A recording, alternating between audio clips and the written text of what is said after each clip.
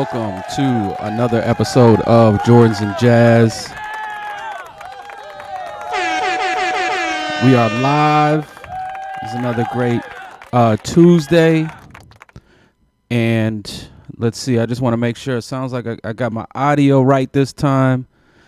Everything seems good. My last live, I was struggling with the audio, so this audio definitely, I believe, we definitely got a better sound with the audio, so that's that's definitely a plus. So again, I do thank you for checking out my show, Jordans and Jazz. Again, I'm your host, Juan Williams, and for those of you new to my channel, new to my show, I'm a musician. I teach piano and guitar lessons, mainly with the focus on jazz, funk, hip-hop, R&B.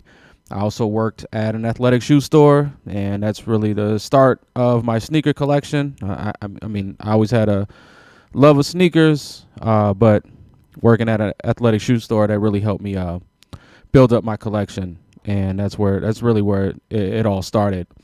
So again, if you're a fan of music, fan of sneakers, you're a sneakerhead, you're definitely in the right place. And again, don't forget to subscribe to my YouTube channel. Hit the bell for any notifications. Hit the like button. Leave any comments about the show or about any other videos that I have. Leave comments down below. I definitely would like to hear your thoughts on some of the topics here. Also, follow me on Instagram at Jordans and Jazz. I do share my kicks of the day, also some of the music that I'm listening to, maybe my album of the week. So go ahead and follow me on Instagram. Also, follow me on Twitter at Jordans and Jazz, and I do have notifications when I do go live, and also some of my thoughts on other things that are going on. Some topics revolved around sneakers and music. So go ahead and follow me on Twitter. If you're a musician and you're looking for some practice ideas or just some lessons, go ahead and subscribe to my Patreon. I got the Jordans and Jazz lesson series there, and I got some, like I said, it's the Jordans and Jazz lesson series. I got tips for your practice time, ideas, lessons, so check that out. It's also a good way to support the show. So again, my Patreon, it's only $5 for the Jordans and Jazz lesson series. So go ahead and check that out. All right. So today I did want to kind of finish the discussion from my last couple videos, but before we get into the show, I just wanted to share my kicks of the day, and my kicks of the day are the Jordan 13 Flints. One of my favorite shoes. Definitely a fan of the 13 Flint. So that's my kicks of the day. Also, my album of the week is Erykah Badu's Worldwide Underground, and Erykah Badu is in concert tomorrow night here in Minneapolis. So you'll know where I'll be. I'll be at the concert. Having a good time. So that's my album of the week is the Erykah Badu Worldwide Underground. That's one of my that's my favorite album of hers. So leave a comment down below.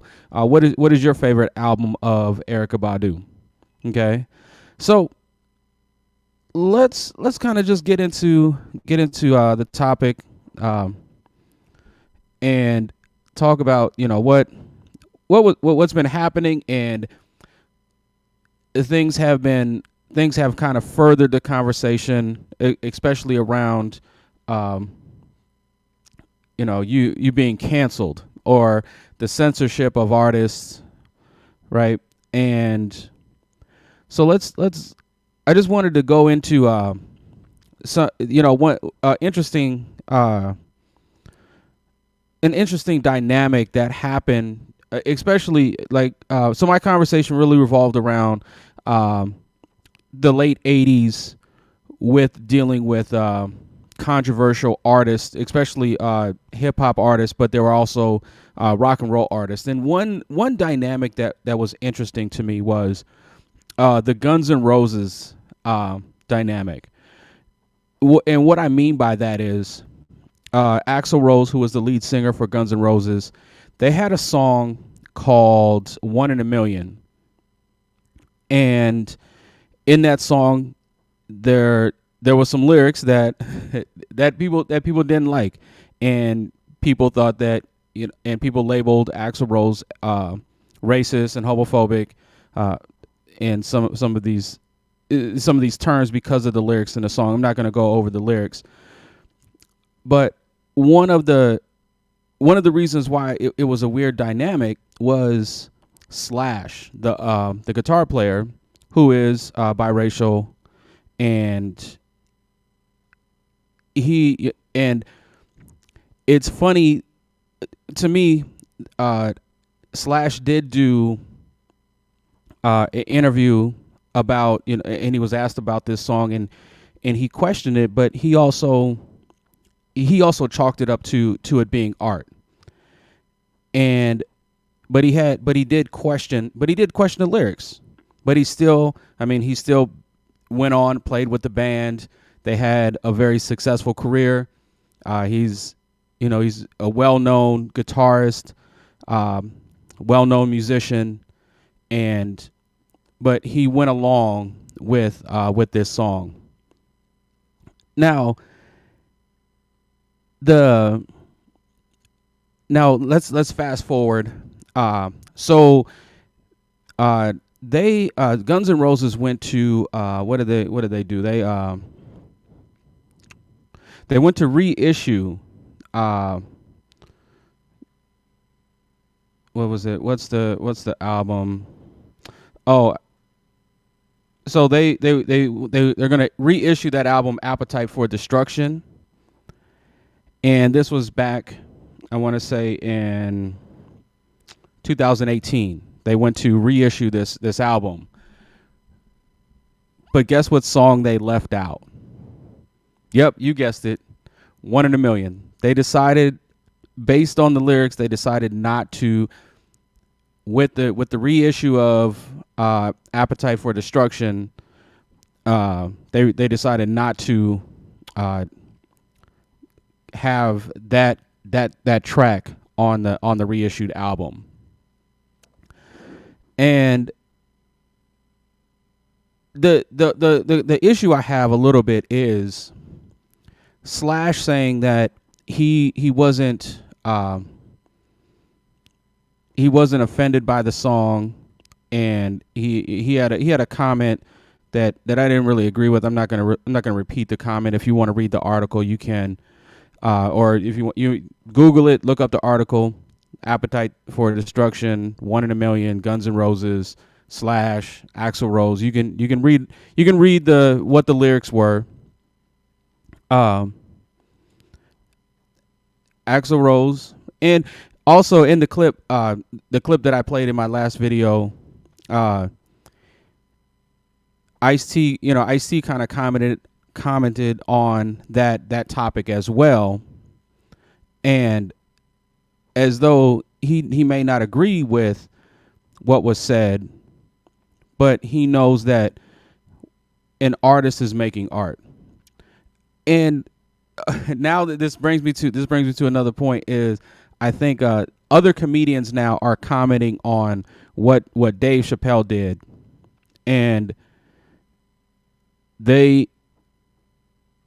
one thing that I agree with is artists need to have the freedom to say, paint, sing, rap, whatever it is, whatever their art form is.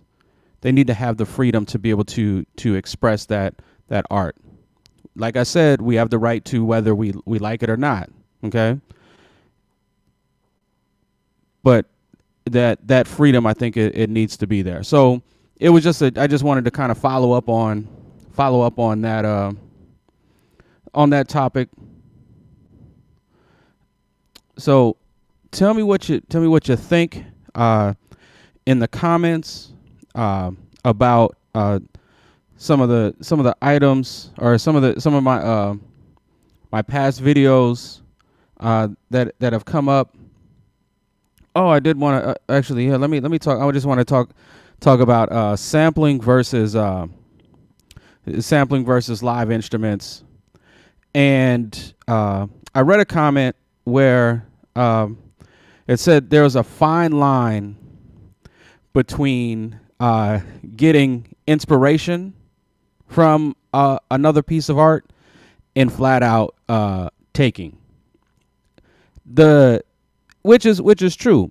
Now, when I think about flat out taking a piece of music, meaning that you take it word for word, note for note, right, rhythm for rhythm, and I mean roughly your whole song. That's the whole song is that you're taking everything note for note. There's not any type of variation in it, or right now sampling. I want to say sampling. Maybe what I mean by that is sampling is a little bit different, right? Because you are taking maybe a piece or a couple pieces, and it is note for note, rhythm for rhythm, right, beat for beat that you're using. But you are distorting things, or you're taking it and you're rearranging it a little bit some ways. Okay. So is there a fine line? Now, here's the only question I have about that. Let's say I hear a musician, or I hear a song, and I get inspiration from that song. I hear the bass line in that song, or I hear a piece of the melody in that song, and then I use it for my song. And then that artist says, "Oh, you stole it." My question is, well, where did you get it? Where did you get it? You think you didn't steal it? You think you didn't hear it somewhere? Right? So just because somebody didn't come after you and say, "Hey, you stole my song," doesn't mean you actually created a real original piece of music. You took it from somebody. Okay? And I heard it from you. Maybe I heard it in another song, and I took it from them. But you think I took it from you.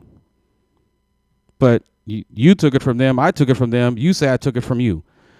What I mean by that is we all get inspiration somewhere. We all find inspiration. And just because an artist creates a song, they could have taken it from somebody else. Okay? So that's kind of my take on that comment. Again, let me know what you're thinking in the comments below. Remember, subscribe to the YouTube channel. Hit the bell for any notifications. Hit the like button or hit the dislike button if you dislike anything that I say, or you disagree with me. Hit the dislike button. Leave a comment. Again, follow me on Instagram at Jordans and Jazz. Also, follow me on Twitter for any notifications and when I do go live. And subscribe to the Patreon. I do have the Jordans and Jazz lesson series. Again, if you're a musician, I do got, like I said, lessons, tips, practice ideas. So definitely find me there. And so I do thank you again for checking out my show. And I am live. Again, I am live every Tuesday at 8 p.m. So check me out live every Tuesday at 8 p.m. So I just want to keep your kicks fresh and your groove tight. Peace.